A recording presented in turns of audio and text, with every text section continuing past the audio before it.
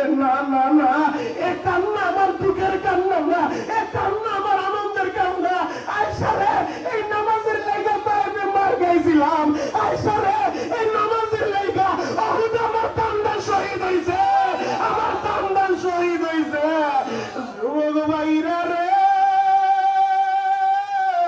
এই নামাজের দৃশ্য দেখা নবী আমার বলে আয়েশা রে, আজকের কান্না আমার আনন্দের কান্না, এই নামাজের জন্যই তো আমি মার খাইছিলাম। একদিন আম্মা জান আয়েশা নবীরে প্রশ্ন করে বসে, নবী গো, উহুদের ময়দানে তো দামদান শহীদ হইছে, জানিয়ে তো অনেক কষ্টের, এর চাইতো আপনার জীবনে আরো কোন কষ্টের দিন আসেনি?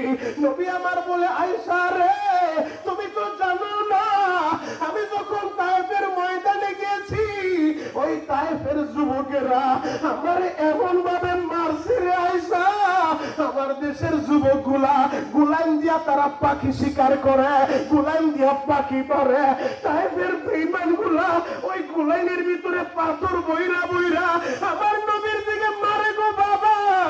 সাইদ ইবনে হারেসা বলে, ও দুনিয়ার মানুষেরা, ওই এক একটা পাথর আইসা নবীর জামাটা ছিদ্র হইয়া আহারে গোষ্ঠের ভিতরে টুইকা যায়।